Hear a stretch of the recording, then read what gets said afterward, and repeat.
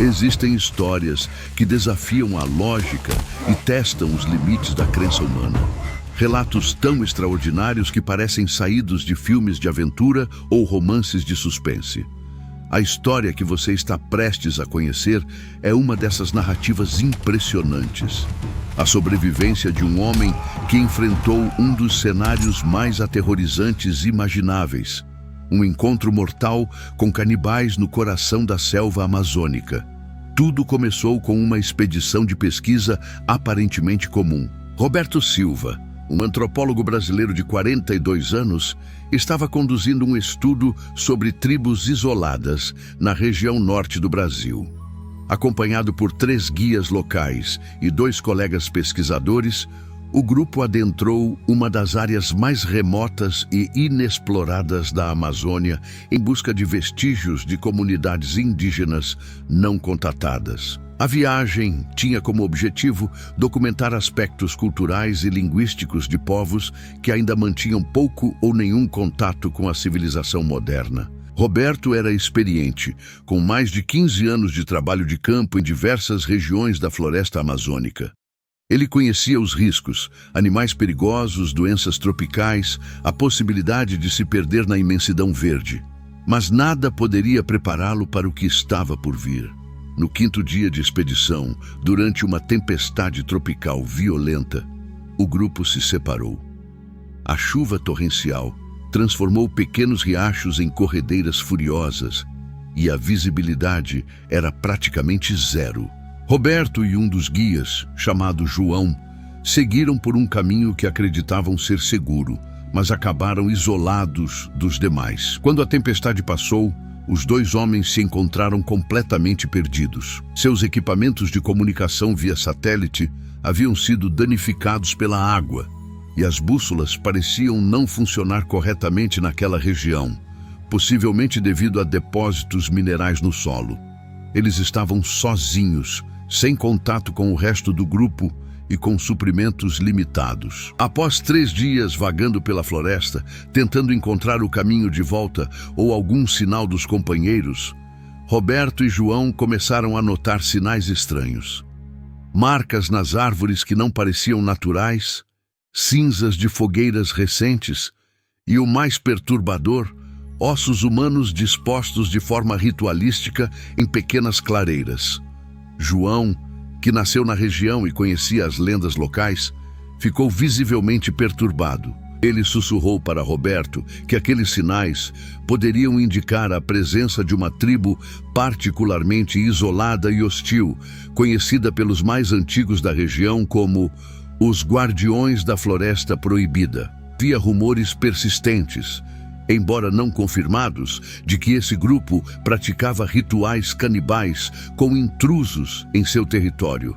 Roberto, como cientista, inicialmente descartou essas preocupações como superstição. Ele havia estudado extensivamente práticas canibais históricas e sabia que, embora algumas tribos amazônicas tivessem praticado canibalismo ritualístico no passado, isso era extremamente raro nos tempos modernos. Mas logo ele seria forçado a reconsiderar suas certezas acadêmicas. Na manhã do 6º dia, enquanto procuravam água potável, Roberto e João foram surpreendidos. De repente, estavam cercados por cerca de 15 homens armados com lanças, arcos e flechas. Seus corpos estavam pintados com padrões vermelhos e pretos elaborados, e usavam adornos feitos de ossos e penas.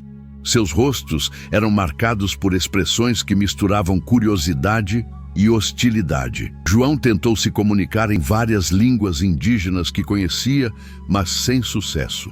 Os homens falavam um dialeto que nenhum deles reconhecia.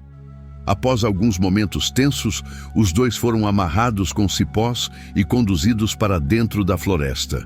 Depois de horas de caminhada forçada, chegaram a uma aldeia escondida no coração da selva. O local era composto por aproximadamente 20 malocas circulares feitas de palha e madeira. No centro havia uma grande fogueira e, ao redor, várias estruturas que gelaram o sangue de Roberto. Altares decorados com crânios humanos e ossos organizados em padrões geométricos. Roberto percebeu que haviam caído nas mãos de um grupo que, de fato, praticava alguma forma de canibalismo ritual. Ele e João foram colocados em uma estrutura semelhante a uma jaula, feita de bambu e cipós, vigiados constantemente por guerreiros armados. Durante os dias seguintes, eles observaram os rituais da tribo. Havia cerimônias noturnas com cantos e danças ao redor do fogo. Os anciãos da tribo pareciam discutir algo enquanto olhavam na direção dos prisioneiros. Roberto, usando seus conhecimentos antropológicos, percebeu que o grupo estava decidindo o destino deles. Roberto começou a tentar estabelecer alguma forma de comunicação. Ele usou gestos, desenhos na terra e tentou mostrar que não era uma ameaça. Um dos membros mais jovens da tribo, que Roberto estimou ter cerca de 20 anos, parecia curioso com os estrangeiros e, aos poucos, começou a interagir com eles. Através de gestos e linguagem corporal, Roberto conseguiu transmitir algumas ideias básicas. Ele mostrou que conhecia plantas medicinais da floresta, identificando corretamente várias espécies ao redor da jaula. Isso pareceu impressionar alguns membros da tribo, especialmente o xamã, um homem idoso coberto de tatuagens rituais. João, por sua vez, demonstrou habilidades de caça e rastreamento que ganharam o respeito de alguns guerreiros. Essa estratégia de demonstrar valor e conhecimento foi crucial para adiar o destino que parecia inevitável. Na 8ª noite de cativeiro, Roberto e João foram retirados da jaula. Seus corpos foram pintados com os mesmos padrões vermelhos e pretos que os guerreiros usavam. Eles foram levados para o centro da aldeia, onde uma grande fogueira ardia intensamente. Roberto sabia que aquele era o momento decisivo. O ritual estava prestes a começar. Os tambores batiam em um ritmo hipnótico e a tribo inteira estava reunida em... O terror que sentiu naquele momento, ele descreveria mais tarde como algo além das palavras. A certeza da morte iminente de forma brutal e ritualística. Mas então, algo extraordinário aconteceu. O jovem que havia demonstrado curiosidade por eles correu até o centro do círculo e começou a falar veementemente com os anciãos e o xamã. Roberto não entendia as palavras, mas a linguagem corporal era clara. O jovem estava defendendo-os. Após uma discussão acalorada que durou vários minutos, o xamã levantou a mão pedindo silêncio. Ele olhou profundamente nos olhos de Roberto, parecendo avaliar sua alma. Finalmente, fez um gesto que claramente significava: vá embora.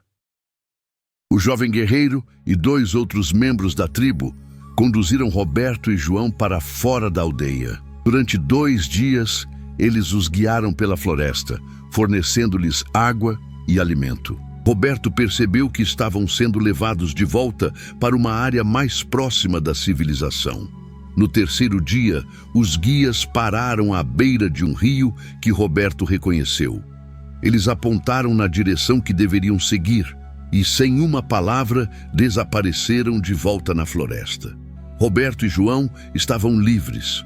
Seguindo o rio, eles caminharam por mais 3 dias até encontrarem uma comunidade ribeirinha. Os moradores locais ficaram chocados com a aparência dos 2 homens, que haviam perdido mais de 15 quilos cada um e estavam cobertos de arranhões e picadas de insetos. Através da comunidade, conseguiram contatar as autoridades e, eventualmente, foram resgatados de helicóptero. De volta à civilização, Roberto enfrentou um novo desafio: fazer as pessoas acreditarem em sua história. Muitos colegas acadêmicos se mostraram céticos. Afinal, não havia evidências fotográficas ou materiais concretos do que havia acontecido. João, traumatizado pela experiência, recusou-se a falar publicamente sobre o incidente por anos. Roberto passou meses em recuperação física e psicológica. O trauma do cativeiro e a proximidade da morte deixaram marcas profundas. Ele desenvolveu pesadelos recorrentes e teve que fazer terapia intensiva para processar a experiência. Mas Roberto também estava determinado a documentar o que havia vivenciado. Ele escreveu um relato detalhado para a comunidade antropológica, incluindo descrições precisas dos padrões de tatuagens, da língua que ouviu, da estrutura da aldeia e dos rituais observados. 6 meses depois do incidente, algo notável aconteceu. Uma expedição científica diferente, trabalhando com imagens de satélite de alta resolução da Amazônia, identificou uma área de desmatamento mínimo que correspondia exatamente à região que Roberto havia descrito. Análises mais detalhadas das imagens revelaram estruturas que poderiam ser habitações humanas. Além disso, linguistas que analisaram os fragmentos da língua que Roberto conseguiu memorizar identificaram raízes de um dialeto amazônico extremamente raro, conhecido apenas através de registros históricos de mais de 200 anos atrás. Isso sugeria que Roberto tinha, de fato, encontrado um grupo isolado com tradições muito antigas. João, eventualmente, decidiu compartilhar sua história também, corroborando todos os detalhes do relato de Roberto. As marcas de corda que ambos tinham nos pulsos e tornozelos eram consistentes com o tipo de amarração que descreveram. A experiência levou Roberto a reflexões profundas sobre o canibalismo e as práticas culturais. Ele passou a entender que, para aquela tribo isolada, o ritual não era um ato de barbárie gratuita, mas parte de um sistema de crenças complexo, possivelmente relacionado à proteção de seu território e identidade cultural.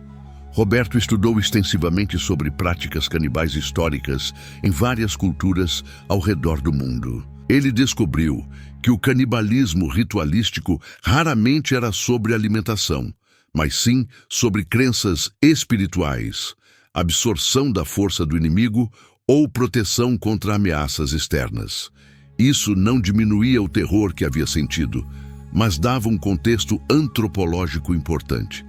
Roberto passou a defender uma postura mais compreensiva em relação a povos isolados, argumentando que o contato forçado com a civilização moderna poderia ser devastador para culturas tão remotas. Hoje, mais de 5 anos depois do incidente, Roberto não retornou ao trabalho de campo. Ele leciona antropologia em uma universidade, compartilhando sua experiência com estudantes e alertando sobre os riscos reais do trabalho com comunidades isoladas. Ele defende políticas de não contato com tribos isoladas, argumentando que essas comunidades têm o direito de manter seu modo de vida sem interferência externa. Quem somos nós? Roberto frequentemente questiona, para julgar práticas que existem há centenas ou milhares de anos sem entender completamente seu contexto cultural e espiritual. João voltou a trabalhar como guia, mas apenas em áreas bem conhecidas e seguras. Ele nunca mais quis se aventurar nas regiões mais remotas da Amazônia. A história de Roberto serve como um lembrete poderoso de que ainda existem lugares no mundo onde a natureza humana, em sua forma mais primitiva e cultural, ainda existe. É um testemunho da resiliência humana e da capacidade de sobreviver em circunstâncias extremas. Também levanta questões importantes sobre a exploração de territórios indígenas, a preservação de culturas isoladas e os limites éticos da pesquisa antropológica, onde termina a curiosidade científica e começa a invasão cultural. A experiência de Roberto Silva é uma das histórias de sobrevivência mais extraordinárias dos tempos modernos. Ela desafia nossa compreensão do mundo contemporâneo e nos lembra de que, mesmo no século XXI, ainda existem lugares e práticas que parecem pertencer a outra era. Sua história permanece controversa. Alguns ainda duvidam de aspectos do relato, enquanto outros o veem como um documento antropológico valioso sobre comunidades que preferem permanecer isoladas do mundo moderno. Independentemente do que se acredite, é inegável que Roberto enfrentou algo extraordinário nas profundezas da floresta amazônica. O que torna sua história particularmente impactante é a humanidade que ele encontrou no final, o jovem guerreiro que defendeu sua vida. o xamã que decidiu poupá-lo, a tribo que, em última análise, escolheu misericórdia sobre ritual. Talvez, no fim das contas, a história de Roberto seja menos sobre canibalismo e mais sobre a capacidade universal de compaixão, mesmo nas circunstâncias mais improváveis. Para aqueles que ouvem sua história, ela serve como um lembrete humilhante. O mundo é muito maior e mais misterioso do que imaginamos, e a linha entre civilização e selvageria é muito mais tênue e complexa do que gostaríamos de admitir. Roberto sobreviveu não apenas fisicamente, mas com uma nova compreensão da diversidade e complexidade da experiência humana em todo o planeta.